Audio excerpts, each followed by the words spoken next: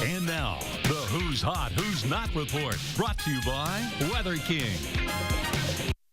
Well, some fireworks for a couple Ohio State wide receivers from our area. Devin Smith, the former Massillon Tiger, caught a 47-yard touchdown pass, and former Painesville Harvey Red Raider Chris Fields caught 2 touchdown passes as Ohio State opened the season with a 40-20 win over Buffalo. As for who's not, well, it's the Indians.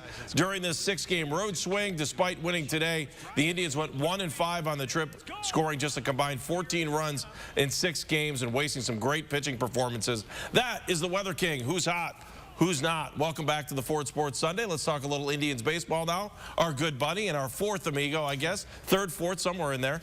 Indians beat reporter for WTAM 1100. Nick, today was a big win for the Indians, and does it keep their playoff hopes alive? Absolutely. I think it definitely does. I mean, right now, with Tampa Bay losing to the Oakland Athletics earlier today, they're 3.5 back. And I think, I said this on the radio today, Andy, I think if you asked me back in February, March, if the Indians were going to be 3.5 games back on September 1st, would you take it? And I think any of us would.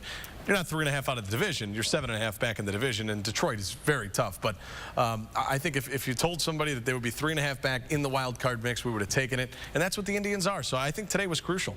It's almost like you watch this season and you're putting your foot on the gas pedal and you're taking it off. And you're putting your back and you're off. Yesterday, I would have said raise the white flag.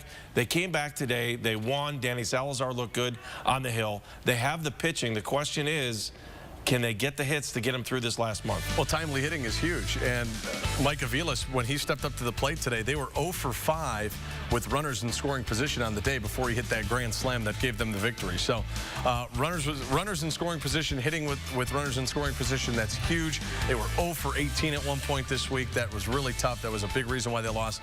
Timely hits, pitching, that all goes together. And when you're not getting timely hitting, we saw what it could do to them with that 5-game losing streak prior to today's victory. All right, let's just kind of go back a little bit more into this thing and talk about the wild card standings as they sit, because this was a good weekend when you go back and forth, because Oakland and Tampa were playing with each other, or I mean, they were basically playing against each other. Yeah. And then you've got those guys there. You've got Baltimore. Now you'll see them next. Well, I mean, Oakland and Tampa Bay, they've been in the mix all season to play in that 1-game playoff. But you can see there, Baltimore not far behind. They're only 3 back. They come to town. And the Indians, 3.5 back, tied with the New York Yankees. Somehow, some way, the Yankees have been able to find themselves in this. Here's the issue with the wild card.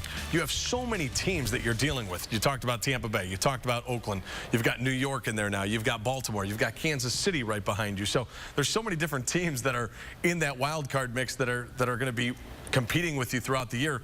But beggars can't be choosers, Andy, and that's the situation that the Indians have. They're in the mix, and I think that's all you could ask for. That's their best chance to make the playoffs, is via the wild card.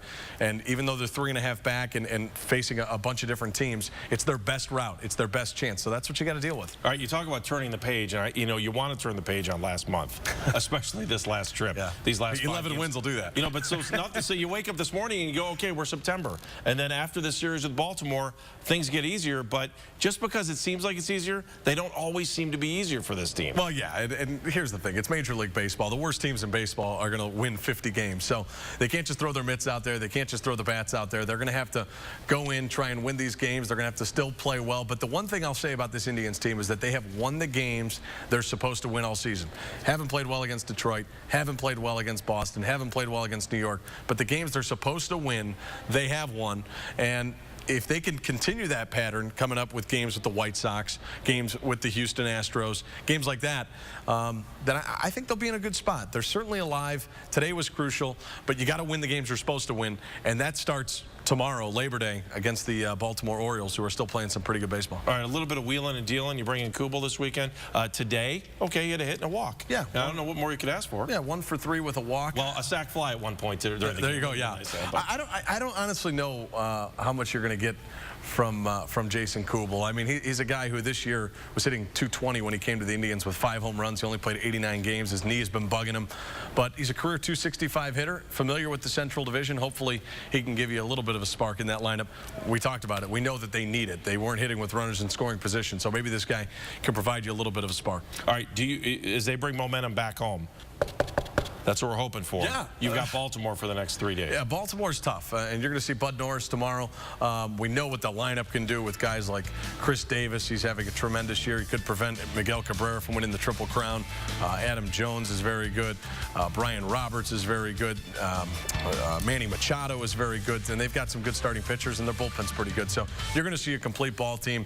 Buck Showalter has the Orioles playing very well. So hopefully you can come in, take 2 or 3, and see what happens, see where you're at. And this is where I think we're going to see if these guys really bought into Terry Francona's philosophy. Turn the page. I know I brought that up before, but you're right. You've got to believe that it's one game at a time, and you can't forget it. You've got to forget about where you are in the standings. You just got to go out and win. Yeah, no, I 100% agree with you. And I think that if you can just take this series for what it is, go game by game, try and take 2 of 3. If you could sweep, that's icing on the cake. But take 2 of 3. And as we said, that schedule is going to get a lot easier as we move along here. This is that stretch, that 9-game stretch. We talked about Atlanta, we talked about Detroit, and we talked about this series with the Orioles. If you can try and in these 9 games, now if you could sweep this, you'll go 4 and 5 in that 9-game stretch. You would take that. But you know, maybe a sweep is unrealistic. But if you could at least take 2 of 3 before this schedule lightens up, that would be critical for the Indians. All right, Nick, we'll make sure we listen to you on WTAM 1100. Thanks for stopping by. All right, well, week 2 of the high school football season is now upon us. What happened in week 1? The Breeze stops by to tell us a little more.